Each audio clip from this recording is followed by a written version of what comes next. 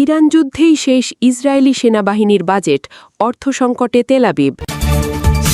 ইসরায়েলের ৫ কর্মকর্তার বিরুদ্ধে আইসিসির গোপন গ্রেপ্তারি পরোয়ানা। ইউরেনিয়াম হস্তান্তরসহ ইরানকে ৫ শর্ত দিল যুক্তরাষ্ট্র। ঈদের আগেই ফের হামলা হতে পারে ইরানে। প্রিয় দর্শক, এবার জানিয়ে দিব বিস্তারিত।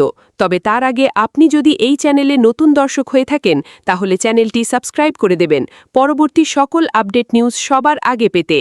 এবং আপনি যদি নিরীহ ইরানিদের ভালোবাসেন তাহলে আই লাভ ইরান লিখে বিশ্ববাসীকে জানিয়ে দেবেন। এবার বিস্তারিত।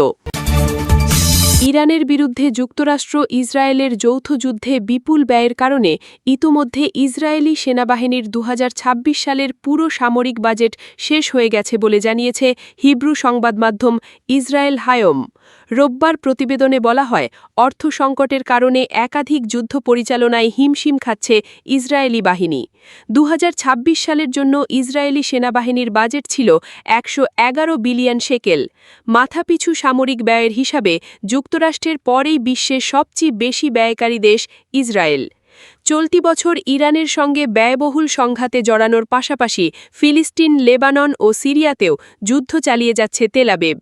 ২০২৩ সালের ৭ অক্টোবরের পর থেকে গাজায় চলমান সামরিক অভিযানে প্রতি মাসে কোটি কোটি ডলার ব্যয় করছে ইসরায়েল।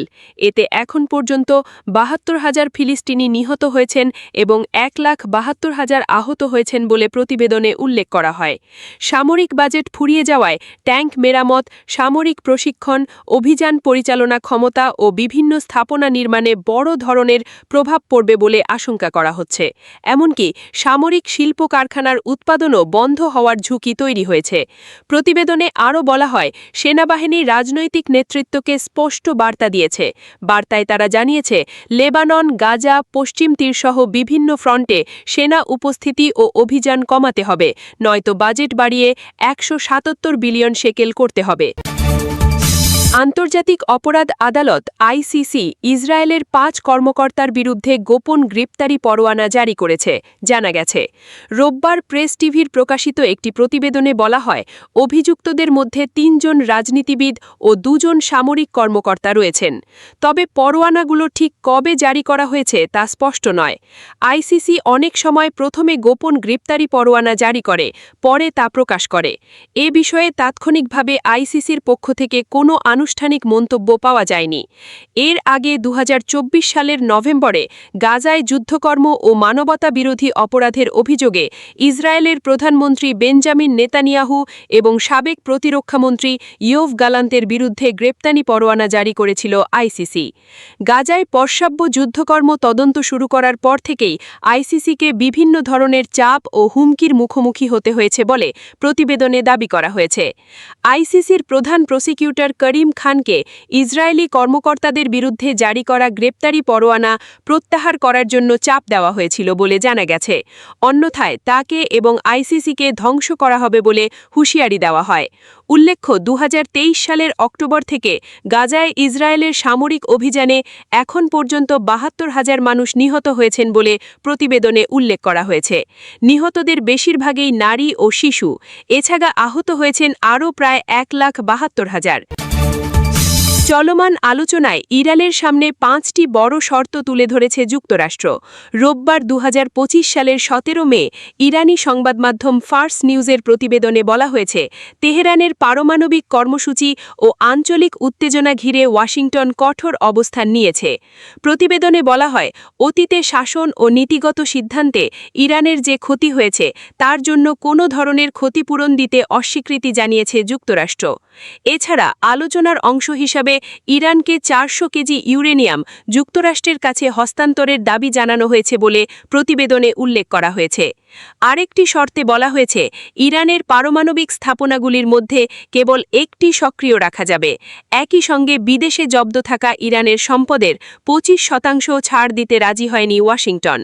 প্রতিবেদনে আরও বলা হয়, বিভিন্ন অঞ্চলের সংঘাত বন্ধের বিষয়টিকে আলোচনার অগ্রগতি ও সমাপ্তির সঙ্গে যুক্ত করেছে যুক্তরাষ্ট্র।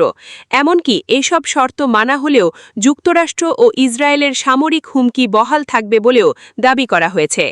ইরানি সংবাদ মাধ্যমগুলো জানায় যুদ্ধ বন্ধে ইরানের প্রস্তাবের জবাবে যুক্তরাষ্ট্র কোনো বাস্তব ছাড় দেয়নি।